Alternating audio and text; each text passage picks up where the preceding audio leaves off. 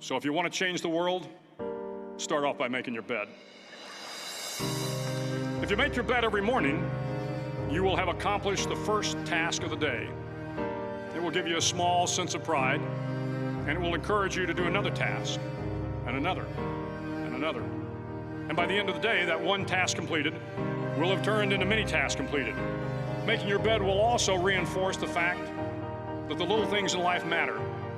If you can't do the little things right, you'll never be able to do the big things right. And if by chance you have a miserable day, you will come home to a bed that is made, that you made. And a made bed gives you encouragement that tomorrow will be better. To pass SEAL training, there are a series of long swims that must be completed. One is the night swim.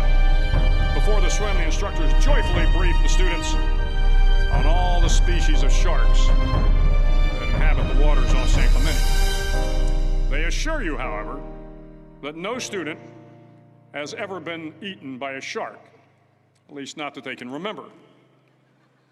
But you are also taught that if a shark begins to circle your position, stand your ground. Do not swim away. Do not act afraid. And if the shark, hungry for a midnight snack, darts towards you, then summons up all your strength and punch him in the snout, and he will turn and swim away. There are a lot of sharks in the world. If you hope to complete the swim, you will have to deal with them. So if you want to change the world, don't back down from the sharks. Over a few weeks of difficult training, my SEAL class, which started with 150 men, was down to just 42. There were now 6 boat crews of 7 men each. I was in the boat with the tall guys, but the best boat crew we had was made up of the little guys, the Munchkin crew, we called them. No one was over 5'5". The Munchkin boat crew had 1 American Indian, 1 African American, 1 Polish American, 1 Greek American, 1 Italian American, and 2 tough kids from the Midwest.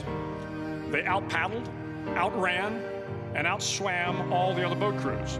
The big men in the other boat crews would always make good-natured fun of the tiny little flippers the Munchkins put on their tiny little feet prior to every swim. But somehow these little guys from every corner of the nation and the world always had the last laugh, swimming faster than everyone and reaching the shore long before the rest of us. SEAL training was a great equalizer. Nothing mattered but your will to succeed, not your color, not your ethnic background, not your education, not your social status.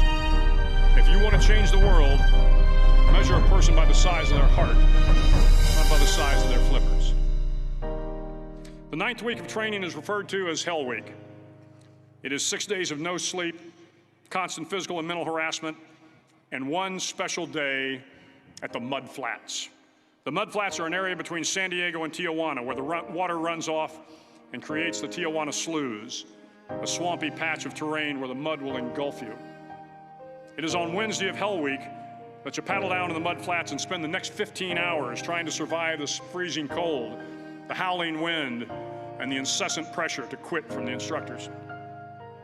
As the sun began to set that Wednesday evening, my training class, having committed some egregious infraction of the rules, was ordered into the mud.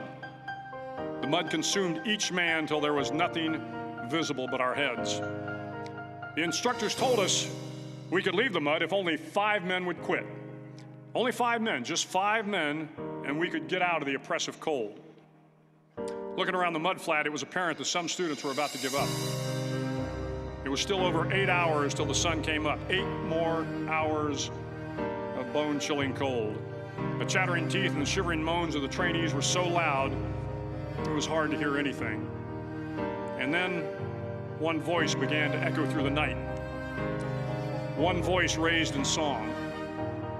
The song was terribly out of tune, but sung with great enthusiasm. One voice became 2, and 2 became 3, and before long, everyone in the class was singing. The instructors threatened us with more time in the mud if we kept up the singing, but the singing persisted, and somehow the mud seemed a little warmer, and the wind a little tamer, and the dawn not so far away. If I have learned anything in my time traveling the world, it is the power of hope. The power of one person, a even a young girl from Pakistan, Malala. One person can change the world by giving people hope.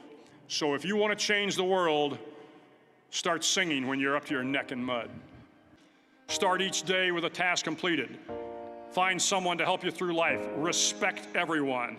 Know that life is not fair and that you will fail often. But if you take some risks, step up when the times are the toughest, face down the bullies, lift up the downtrodden, and never, ever give up.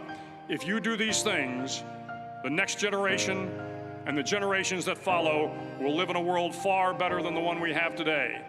And what started here will indeed have changed the world for the better. Thank you very much. Hook 'em horns.